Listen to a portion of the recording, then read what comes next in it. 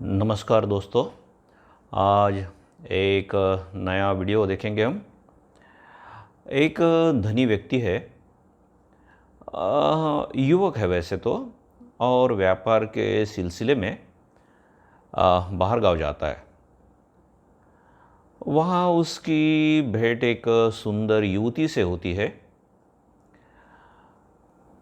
और वो उसके सामने माने वैसे कुछ दिन है उस शहर में वो, तो धीरे धीरे उनकी मुलाकातें थोड़ी ज़्यादा हो गई और उसने प्रस्ताव रखा कि क्या तुम मुझसे शादी कर सकती हो।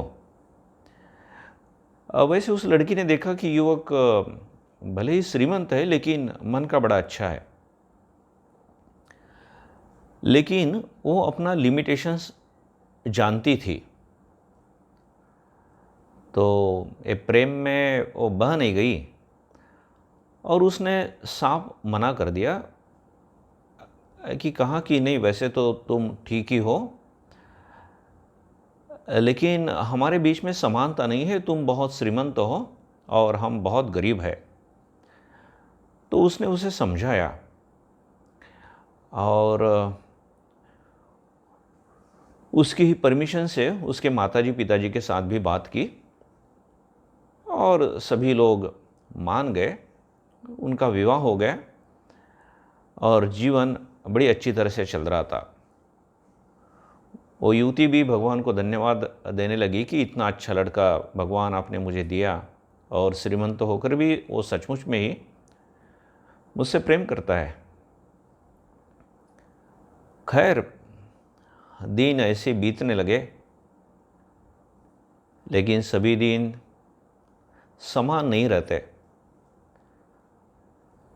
बात ऐसी हुई कि उस युवती को एक चर्म रोग, जिसे हम बोल सकते हैं, चमड़ी का रोग हो गया और उसका सौंदर्य धीरे धीरे कम होने लगा। बहुत इलाज करवाया, लेकिन शायद उस समय उसकी दवाई नहीं थी या जो कुछ हो।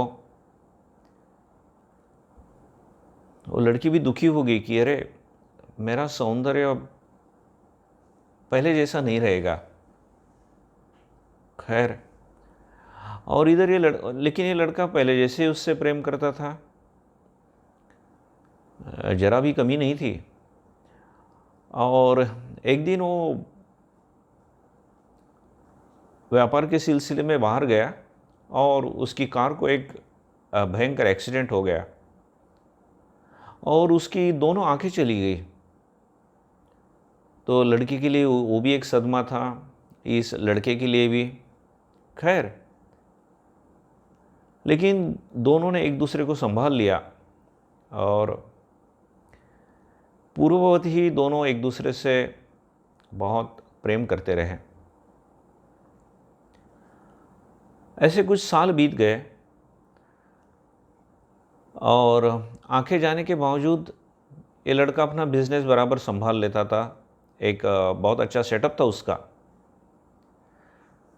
और जैसा कि हम देखते हैं कि इस लड़की का सौंदर्य धीरे धीरे कम होने लगा, वो बीमार भी होने लगी। ऐसे कुछ साल हो गए, शायद 1 2 3 4 साल। और एक दिन वो चल बसी। तो ये लड़का, जो उसका पति है, उसको बड़ा दुख हुआ। उस घर में उनकी मधुर यादें थी। उसने सोचा कि बेहतर होगा अब ये घर में छोड़ दूँ। और उसका एक पड़ोसी था, उसका अच्छा दोस्त था, वो आया उसे सांत्वना देने के लिए और कहता है कि अरे, अब तो तुम्हें दोनों आंखें भी नहीं हैं। भाभी थी तो तुम्हारा ख्याल रखती थी, और अब तुम घर छोड़ के जा रहे हो। यहाँ तो कम से कम पड़ोसी है, हम लोग हैं। बाहर कैसा करोगे, तुम्हें तो दिखता भी नहीं। तो लड़का धीरे से बोलता है, मैं अंधा नहीं हूँ। व्हाट? बोले हाँ, मेरी आंखें बिल्कुल ठीक ठीक है। मेरी पत्नी को बुरा न लगे कि मेरा सौंदर्य कम हो रहा है, इसलिए मेरे पति मेरे से प्रेम नहीं करेंगे। उस परेशानी से और ज़्यादा परेशान वो हो जाती, और इसलिए मैंने इतने सालों तक अंधे होने का नाटक किया। क्या ही सुंदर मन है उस लड़के का। This is true love. दोनों आंखें नहीं है ऐसा नाटक करना आसान बात नहीं है कि 2 मिनट के लिए आँख बंद करना और बाकी फिर चलना, क्योंकि कभी न कभी तो पकड़ा जाएगा फिर ना। तो कितनी सिंसियरिटी थी उसके प्रेम में। जस्ट थोड़ा याद आता है कि प्रेम ऐसा बोलते कि 3 प्रकार का होता है। अब हमने देखना है कि हमारा प्रेम कितना सच्चा है।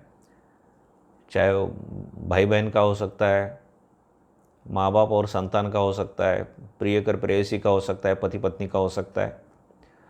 तो ऐसा कहते कि 3 प्रकार के प्रेम रहते हैं।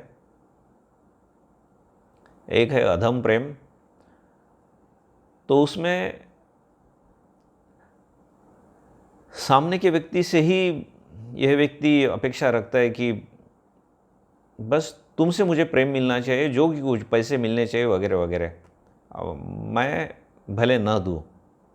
ये है अधम प्रेम।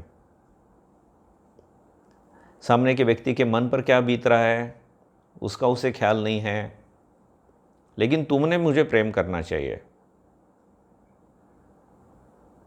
तुमने मुझे पैसे देने चाहिए, सब तुमने मेरे दोस्त लोग, माताजी पिताजी भाई बहन सबका रिस्पेक्ट करना चाहिए वगैरह वगैरह वगैरह। सब अभी कितने प्रकार के। इन शॉर्ट, मैं कुछ नहीं करूँगा, मैं कुछ नहीं दूंगा, लेकिन तुमने देना चाहिए, है ना, तुमने सर्वस्व देना चाहिए। ये अधम प्रेम। दूसरे प्रकार का प्रेम है मध्यम प्रेम। तो ये व्यापार जैसा होता है कि मैं तुम्हें इतना दूंगा, तुमने भी मुझे इतना देना चाहिए, है ना। जैसा मार्केट में जाते हैं तो भाई 50 रुपये दिया तो 50 रुपये का बैंगन देना, कम नहीं, मैं कम लूँगा भी नहीं, है ना। तो ये हुआ मध्यम प्रेम।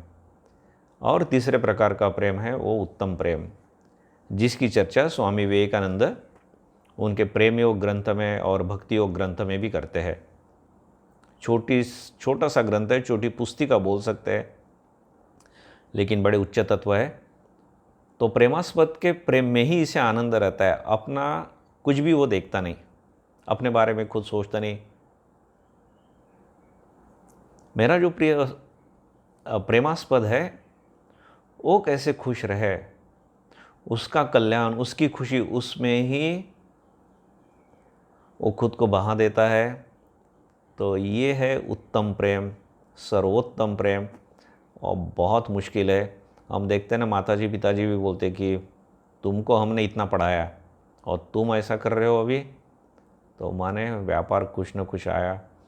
बहुत बार रक्षाबंधन में भी हम देखते हैं, अगर भाई, सभी के जीवन में ऐसा होता है, ऐसा नहीं बोल रहा हूँ मैं, रक्षाबंधन में कम पैसा देगा या मोबाइल अच्छा नहीं देगा तो शायद वो बहन राखी भी नहीं बांधेगी। बहुत बार व्यापार हो जाता है उसमें भी। मैं पहले ही बोल रहा हूँ कि सभी लोग ऐसा करते हैं, ऐसा नहीं है। पति पत्नी की इसमें भी ऐसा होता है, बहुत बार व्यापार होता है। तुमने ऐसा नहीं किया तो मैं ऐसा नहीं करूँगी या मैं ऐसा नहीं करूँगा अभी, है ना। सो ये व्यापार। तो ये उत्तम प्रेम, ये जो सर्वोत्तम प्रेम है, इसका उदाहरण हमें दिखता है राधा कृष्ण के प्रेम में, या जो बहुत उच्च कोटि का भक्त है और भगवान, उनके बीच में यह संबंध बहुत अच्छी तरह दिखता है। तो खैर, हम इससे क्या सीखते हैं आप समझ गए होंगे। मैं आप सब लोगों के लिए बहुत हृदयपूर्वक प्रार्थना करता हूँ। आपको अगर ये वीडियो अच्छा लगता है तो दूसरों के साथ शेयर कीजिए, सब्सक्राइब कीजिए, जिससे ऐसे नए नए वीडियो आपके पास आते रहे। धन्यवाद।